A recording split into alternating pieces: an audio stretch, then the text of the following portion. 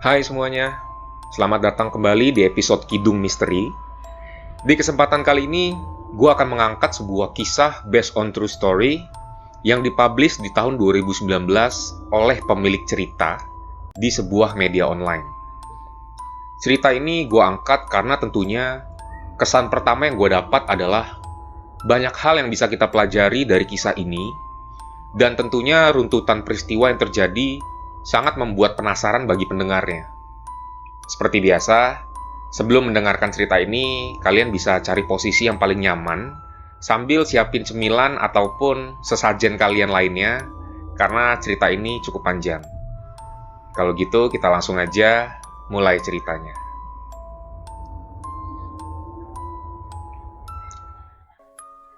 Nama saya sebut saja J. Saya memiliki bisnis pengembangan rumah dan lahan kecil-kecilan. Kenapa saya sebut kecil-kecilan? Karena saya hanya mengincar lahan-lahan kecil di bawah 5.000 meter persegi untuk saya bikin perumahan minimalis atau klaster yang lakunya cepat, jadi duit saya bisa cepat balik. Tapi bukan itu yang mau saya ceritakan. Alkisah, saya hendak membangun klaster di sebuah wilayah di Jati Asih, Kota Bekasi. Kalau ada warga Jati Asih di sini, pasti tahu jalan tembusan dari perumahan di pinggir Jalan Raya Jati Asih ke Cikunir. Nah, di area itu ada lahan luas 4.750 meter persegi. Di sana ditumbuhi pohon mangga yang lebat-lebat, ada juga pohon rambutan dan pohon nangka. Tapi yang bikin warga heran, pepohonan itu nggak pernah berbuah. Saya membeli lahan ini sejak 2007, dengan harga yang lumayan murah. Padahal kompensasi tanah di sana sangat tinggi. Jati Asih merupakan wilayah yang amat berkembang, apalagi di Cikunir. Keluar Jalan Raya Cikunir arah utara, kita bisa berjumpa dengan Tol Jati Bening. Ke arah selatan, berjumpa dengan Tol Jor yang menghubungkan ke berbagai wilayah. Bayangin kalau saya bikin klaster di sana. Sudah pasti langsung full book karena memang kawasan ini idola banget. Tapi sudah 12 tahun, tanah tersebut tidak saya kelola lantaran ada sesuatu yang nggak bisa saya pahami pakai logika. Jadi, awal mula saya bertemu tanah ini karena saya lagi jalan-jalan di malam hari.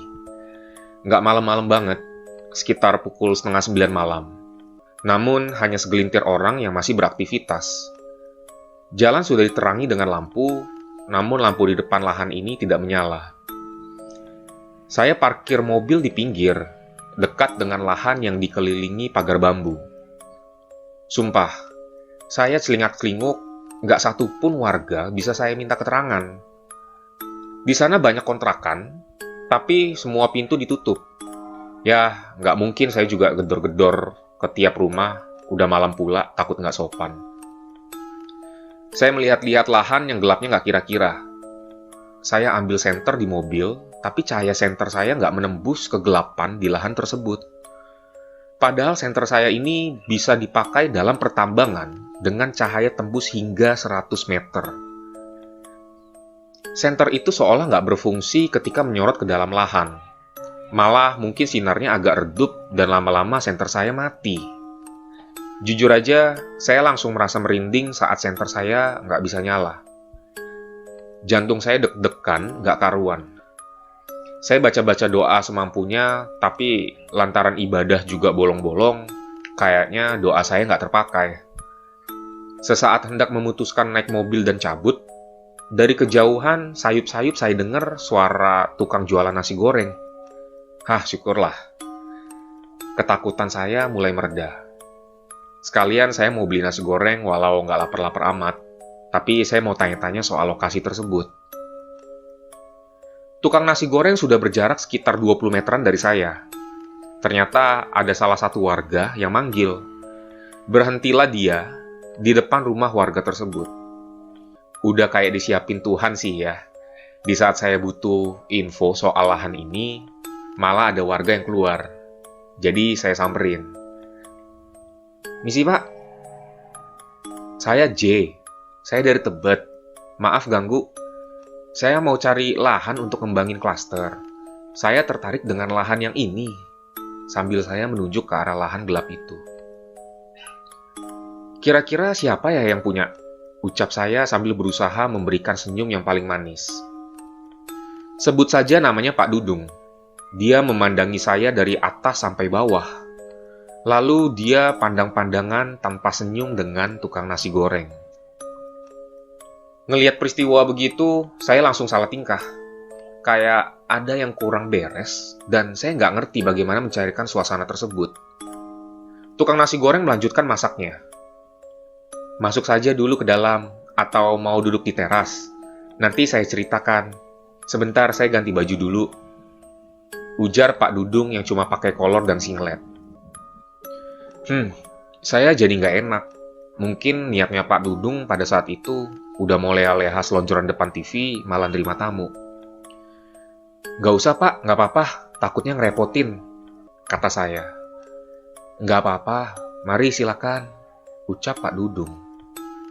Di teras aja ya Pak, lanjut saya dan dia pun mengiyakan. Tukang nasi goreng lanjut memasak, tapi gelagatnya seperti ingin ikut nimbrung. Bodo amat deh, saya melangkahkan kaki ke teras Pak Dudung. Ada cermin ukuran sedang di atas rumah Pak Dudung. Saya nggak ngerti gunanya apaan. Cuma unik aja sih buat saya, siapa juga yang mau ngaca di situ. Pak Dudung sudah memakai sarung, baju kemeja kayak kemeja jawara-jawara Betawi. Perawakan Pak Dudung nggak terlalu tinggi, badannya agak gemuk dengan tato titik 3 di tangan dekat jempol dan telunjuk. Pak Dudung ke teras sambil bawa air putih segelas. Istri saya sudah tidur. Maaf nih, cuma air putih aja, ujar Pak Dudung. Nggak apa-apa Pak, jangan repot-repot. Nasi goreng pesanan Pak Dudung sudah selesai dibuat. Dia mengambil lalu membayarnya dan dibawa ke dalam. Pengen nawarin masnya, tapi duit saya pasnya buat sepiring doang, ujar Pak Dudung nyengir. Saya pun ikutan nyengir ke beliau dan sambil bilang nggak perlu repot-repot. Tukang nasi goreng itu pun berlalu. Kembali keliling barangkali. Sekarang di hadapan saya cuma ada Pak Dudung yang memandang ke segala penjuru arah. Ngeliat dia berperilaku demikian, saya salting lagi. Lalu Pak Dudung menatap saya tajam. Adik sudah cari tahu sebelumnya soal tanah itu?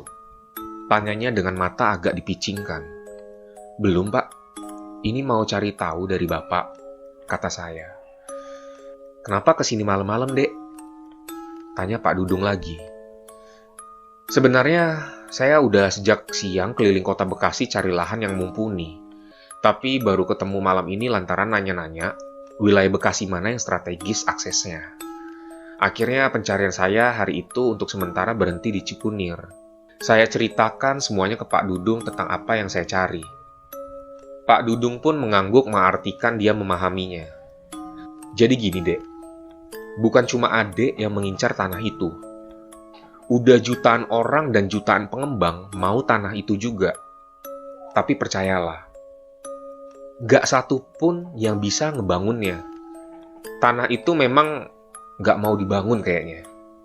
Di sana ada semacam kehidupan yang gak bisa Adek lihat. Para penghuninya bakal marah besar kalau ada yang mencoba untuk ngebangun, kata Pak Dadang serius. Saya agak merinding sih, tapi demi bisnis, saya nggak peduli. Lahan-lahan lain yang pernah saya beli ada kok cerita yang kayak gini. Tapi semuanya berakhir baik-baik aja. Kalau Adek memang berniat membelinya dan tetap ingin membangunnya, nggak apa-apa. Yang punya namanya Haji A. Saya bisa mempertemukan Adek sama dia kalau mau. Pemilik langsung. Tapi belum tahu ya dijual atau enggaknya. Ini nomor teleponnya. Pak Dudung ke dalam rumah, lalu mengambil HP jadul miliknya mencari nomor kontak Haji A. Saya pun segera menulis nomor telepon dan berniat menghubungi Haji A besok siang. Nggak pakai basa-basi, langsung saja saya pamit ke Pak Dudung karena hari sudah larut malam. Esok harinya sekitar jam 11 siang, saya menelepon Haji A. Misi Pak, dengan Pak Haji A. Saya J. Saya semalam lihat tanah di Cikunir, Pak. Saya berniat untuk membelinya. Kira-kira dijual nggak ya, Pak? Dari seberang telepon, Haji A langsung menyuruh saya menemuinya di Bandung. Sekarang dia tinggal di sana. Haji A juga sama-sama pengembang seperti saya ternyata. Tapi dia lebih kencang bisnisnya dan main lahan-lahan yang gede juga. Setelah Haji A memberikan alamatnya, saya pun langsung meluncur hari itu juga ke Bandung. Saya sampai di Bandung sekitar pukul 5 sore, plus nyari-nyari alamat Haji A di Cicadas, Bandung. Dia menyambut saya dan langsung mempersilahkan saya duduk. Kue-kue sudah berjejer rapi di atas meja, lengkap dengan air mineral. "Sebentar ya, saya lagi pesan makanan. Kesian datang jauh-jauh dari Jakarta," kata Haji A. Kali ini saya cuma nyengir karena memang saya lapar berat. Sementara menunggu makanan, Haji A ikutan duduk sambil basa-basi soal perjalanan saya dari Jakarta ke Bandung. Sekitar setengah jam basa-basi, pesanan makanan sudah datang. Dia mempersilahkan saya untuk makan. Selesai menyantap nasi plus ayam goreng tepung, Haji A mulai tanya kenapa saya tertarik dengan lahannya. Belum saya jawab, dia nanya lagi, apakah saya sudah tahu sejarah lahan tersebut. Saya cerita soal semalam ketemu Pak Dudung. Haji A cuma manggut-manggut. Intinya, ada hal-hal mistis atau tidak, saya tetap naksir lahan tersebut dan saya yakin bakal untung besar. "Apakah adik sudah tahu di situ ada rumah, sumur, dan kuburan?" tanya Haji A. Saya menggeleng, karena Pak Dudung emang nggak kasih tahu saya. Lagi pula, saya datang ke situ malam, dan kebun itu tertutup sama rindangnya dedaunan pohon yang berjejer rapih. Setelah saya kasih tahu, adik masih mau beli. Tanyanya lagi. Saya mengangguk. Peduli demit sama konsekuensinya nanti, yang jelas biar lahan ini jadi milik saya dulu. Senyum Haji A berangsur-angsur menghilang. Dia menghela nafas. Dia bangun dari kursi dan menuju ke ruangan lain. Lalu kembali ke ruang tamu sudah membawa sertifikat tanah. "Bayar aja setengah dari harga pasaran, Dek. Terus terang, saya sudah menyerah membangun lahan itu. Bulldozer dan truk-truk yang saya kerahkan, semua pada nggak berfungsi. Sampai-sampai bulldozer saya harus diangkut truk besar karena nggak bisa nyala lagi," cerita Haji A. Agak-agak ragu jadinya setelah mendengarkan penjelasan dari Haji A. Tapi ragu tersebut luntur sebab hawa nafsu saya menggebu yang ingin segera mengolah lahan itu. Apalagi prosesnya cepat banget. Haji A benar-benar mempercayakan sertifikat aslinya untuk saya bawa langsung dan diverifikasi di Badan Pertanahan Nasional di Kota Bekasi. Saya melihat kesungguhan niat adik J. Ngapain kalau nggak niat beli jauh-jauh sampai kemari? Bawa dulu, verifikasi, udah selesai, tinggal bayar setengah. Adik bisa langsung ganti nama. Ujar Haji A lagi. Saya pun semakin semangat. Sudah selesai ini itu, tibalah hari yang dinanti-nantikan. Ya, lahan itu sudah milik saya sepenuhnya. 2 minggu setelah balik nama, sore hari tepatnya di Jumat, Oktober 2007, saya habiskan waktu berjalan-jalan di lokasi lahan. Ada sebuah rumah yang udah rusak banget. Rumah kecil, hanya ada ruang tamu, 1 kamar tidur, dan kamar mandi. Saya masuk ke rumah tersebut dan beberapa tikus melompat keluar. Mendadak saya merinding parah. Hawa yang tadinya bau kayak lapuk, pelan-pelan berubah jadi bau anyir darah. Wah, ada yang nggak bener nih, pikir saya pada saat itu. Saya segera beranjak keluar. Saat saya melewati pintu utama rumah, tiba-tiba tangan kiri saya seperti ada yang menggenggam dan meremas. Kaku dan kesemutan hebat yang saya rasakan. Bulu kuduk saya seketika berdiri, dan saya terdiam sejenak sambil baca doa apapun yang saya tahu. Pelan-pelan tangan saya berangsur normal, tapi leher saya jadi agak pegel sedikit. Mata saya agak kabur, dan saya berusaha untuk keluar menghirup udara segar. Dan ternyata cukup berhasil. Waktu mendekati maghrib. Kata orang, sebaiknya nggak cari perkara dengan waktu ini. Tapi saya seolah nggak peduli. Saya nggak mau semua tahayul ini membuat saya lemah. Saya pun meneruskan langkah mendekati sebuah sumur tua. Nggak seberapa jauh dari rumah yang rusak. Sekitar 5 langkah lagi saya sampai ke bibir sumur. Tiba-tiba, di atas kepala saya ada yang jatuh. Saya ambil 3 helai rambut yang panjangnya setinggi badan saya. Seketika saya langsung lemes pada saat itu. Bulu kuduk saya udah nggak karuan. Padahal langit sore hari masih terang. Tapi di dalam lahan itu seolah-olah ada kegelapan yang nggak bisa saya jabarkan dan saya jelaskan. Rambut itu pun saya buang ke tanah, bersamaan dengan timbul wangi melati. Dalam benak saya, sepertinya saya enggan untuk melanjutkan jika situasinya seperti ini. Saya pun bergegas balik arah. Sumur itu urung saya dekati. Saya bermaksud kembali menjelajahi tempat ini, kemungkinan di esok paginya. Tiba keesokan harinya, Sabtu siang yang ceria, wilayah sekitar situ rame. Apalagi sedang ada festival burung yang digelar dekat lahan. Harusnya saya nggak ada kekhawatiran apapun.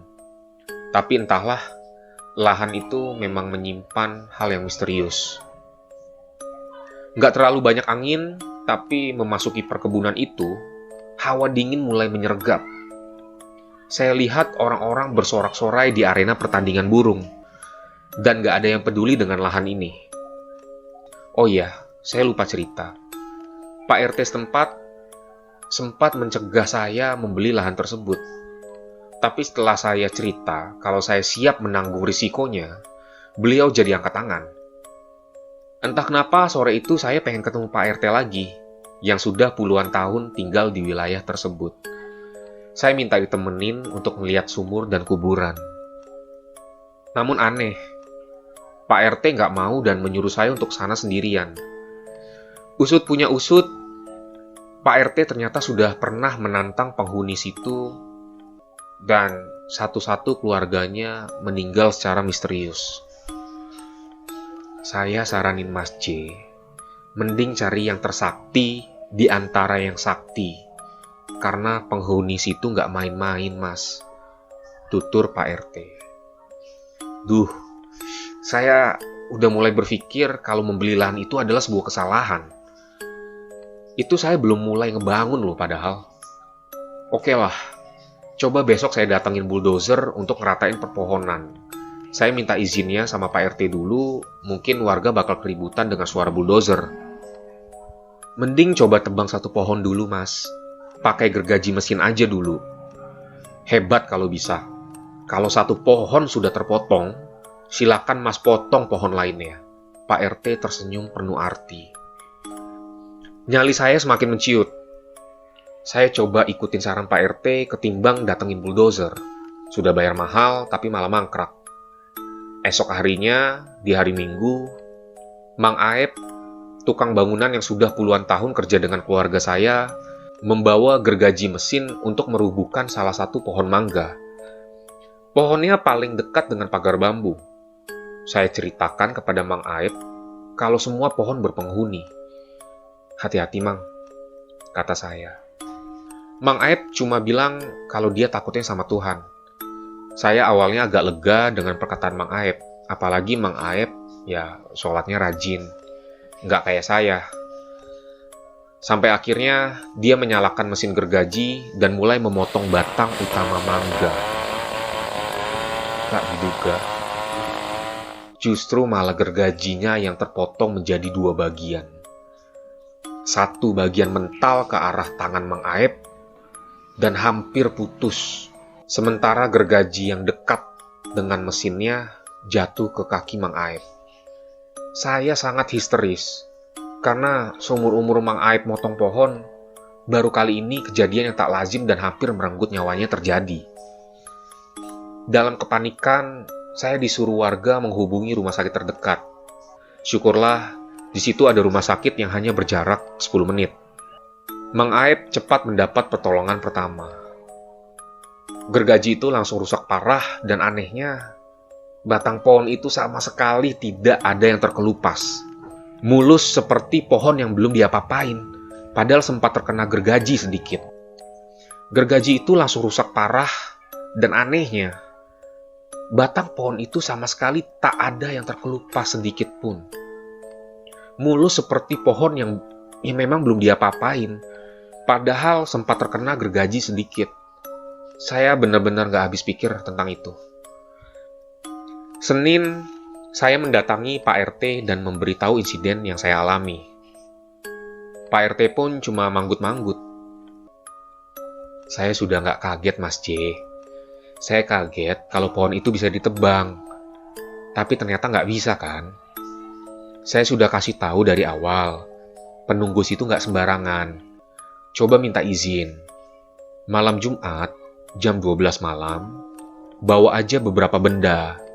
Bunga kuburan, kemenyan jumlahnya 3, air mawar, kopi hitam pahit, ayam cemani yang sudah dipotong tapi ditampung darahnya.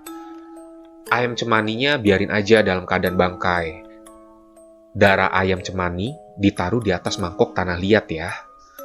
Taruh semuanya di atas tampah dan dekatkan di sumur. Ingat, jangan pernah ngeliat ke dalam sumur. Bersimpuh depan sumur, pejamkan mata dan ucapin mantra ini. Pak RT menyebutkan mantranya tapi tidak saya ucapkan di sini karena takut salah digunakan oleh orang lain. Ingat, apapun yang terjadi, jangan buka mata ya Mas, sampai benar-benar azan subuh berkumandang. Tegas Pak RT.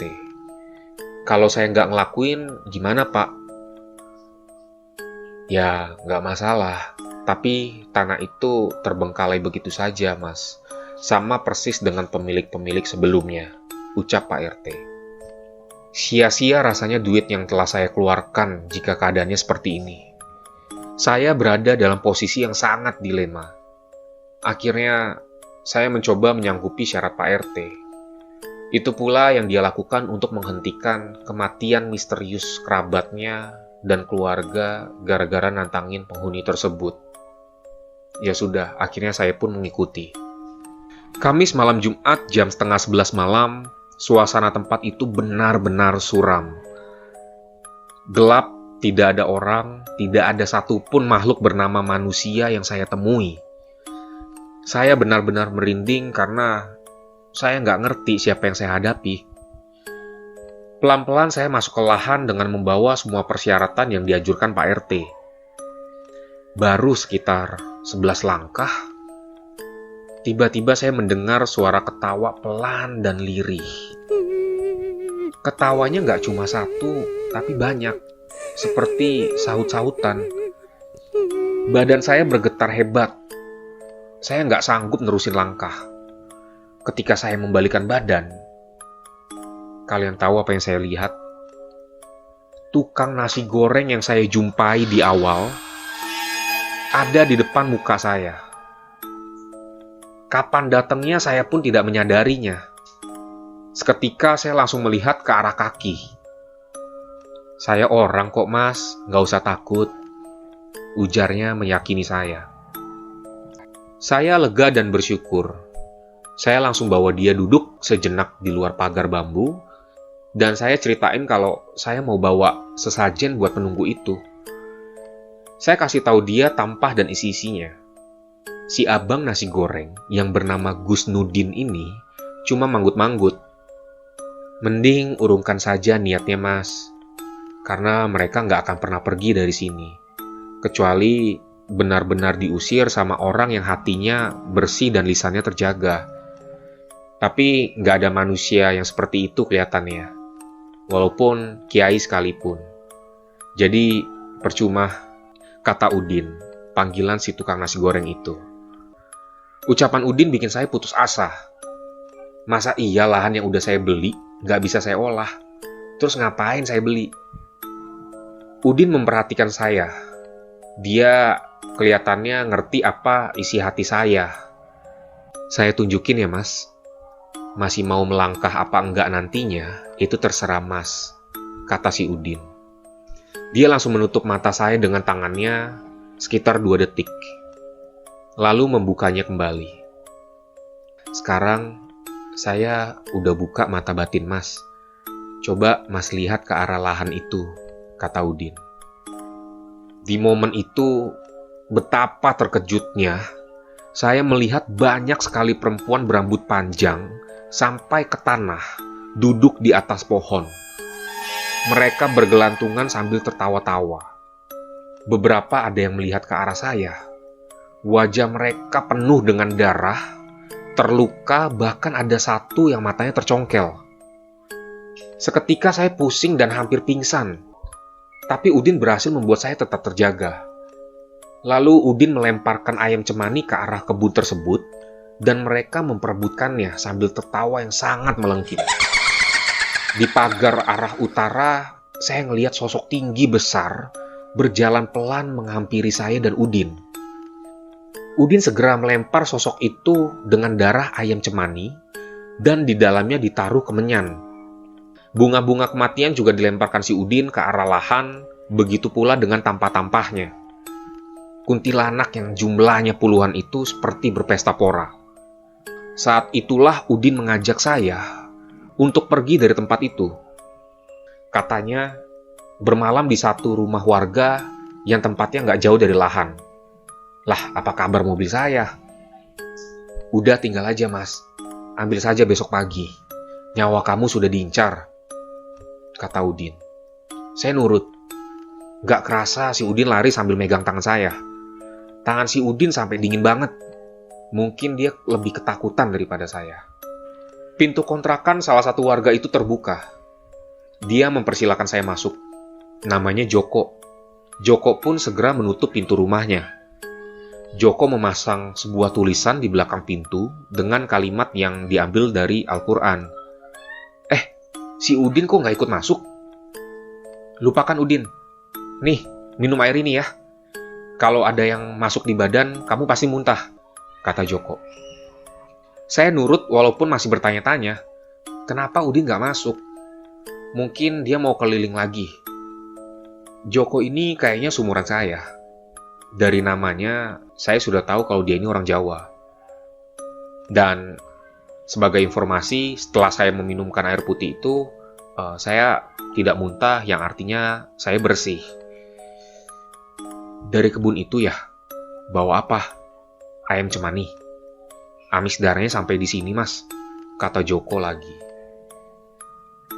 Saya cuma bengong, nggak ngerti harus ngapain. Malam ini terlalu aneh buat saya. Saya nggak bisa ngomong apa-apa ke Joko. Joko mengajak saya ambil wudhu. Saya nurut aja sama dia. Setelah itu, saya agak sedikit lega. Kalau sudah tenang, biar saya cerita, ucap Joko. Saya pun mengangguk. Pertama-tama, Joko menyebutkan, jika Gus Nudin, ya, tukang nasi goreng itu sudah tiada. Dan yang nganter saya ke tempat Joko adalah jiwanya. Saya langsung motong pembicaraan. Udin pernah saya jumpai sebulan yang lalu. Iya, itu masih belum almarhum. Ngontraknya tuh di belakang saya, Mas. Tuh, mau lihat? Joko menawarkan ke saya. Saya menggeleng cepat. Pantesan aja tangannya dingin. Menurut info dari Joko, Udin meninggal karena guna-guna seseorang. Saya sempat mikir ke Pak Dudung atau Haji A. Tapi Joko menggeleng dan melarang saya untuk buruk sangka ke orang lain. Intinya yang tadi menyelamatkan saya adalah Udin. Karena jiwanya Udin gak terima kalau saya kenapa-napa. Ya Allah, baik banget si Udin. Semoga tenang jiwanya. Udin sempat cerita sama saya, Mas, kalau ada yang mau beli lahan itu. Dan orangnya baik. Gak neko-neko. Namanya Mas J. Saya sempat mendoakan Mas J supaya memang bisa membongkar tempat itu, karena memang hawanya bukan main. Gelap banget. Tapi ternyata Mas J juga belum dikehendaki sama Allah untuk memiliki tempat itu. Kalau sudah dikehendaki, insya Allah tidak ada halangan, Mas. Saya dapat wangsit seperti itu dari mimpi saya, terang Joko. Joko menyarankan saya mandi sebelum keluar dari rumahnya untuk membersihkan hal-hal yang jahat menempel di badan. Selesai mandi, Joko memberikan saya seperangkat baju koko dan kain sarung. Dia menyarankan baju yang saya pakai sampai dalemannya ditaruh di kantung plastik lalu dibakar. Saya pun tanpa berpikir panjang menuruti. Sayup azan subuh pun terdengar. Joko ngajak saya sholat. Saya ikut. Lumayan tenang ketika selesai sholat. Kelar sholat, Joko sudah mulai berani membuka pintu kontrakannya. Memang hawanya tak lagi menakutkan seperti tadi. Sudah cukup berbeda. Sambil membuat kopi, Joko menyarankan agar lahan itu dijual kembali. Nggak perlu serakah. Lahan itu memang sedang menunggu pembeli aslinya yang bisa membebaskan jiwa-jiwa orang-orang yang ada di dalamnya. Itu bukan sembarang lahan, Mas. Siapa orangnya juga sudah disiapkan oleh Tuhan. Tapi bukan, Mas. Jual lagi aja. Semoga yang beli selanjutnya adalah pilihan Allah untuk keselamatan jiwa-jiwa itu, kata Joko. Saya penasaran, kenapa Joko ngerti sampai sebegitunya, sementara dia ini warga pendatang. Joko mengaku terbiasa berkomunikasi dengan mereka yang tak kasat mata. Jiwa-jiwa di lahan tersebut merupakan tumbal seorang dukun sakti yang tinggal di rumah rusak yang ada di dalam lahan perkebunan. Dan bisa ditebak, kuburan itu merupakan kuburan si dukun. Sementara, dukun mengkoleksi tumbalnya di dalam sumur. Karenanya tempat itu memang penuh dengan warga astral, Mas.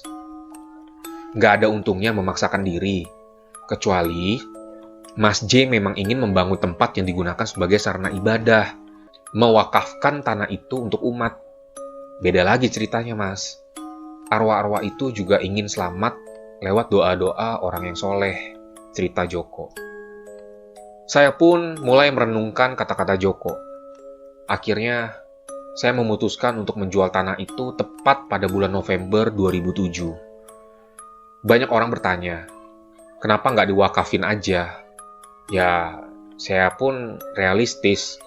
Duit buat beli lahan cukup lumayan kalau saya putar kembali untuk bisnis saya. Toh, dari hasil penjualan, 2,5%-nya nggak pernah absen saya sedekahin. Namun, hingga kini, pelang papan tanah dijual di depan pagar bambu yang saya pasang selalu menghilang. Saya pasang lagi, menghilang lagi. Entah mengapa.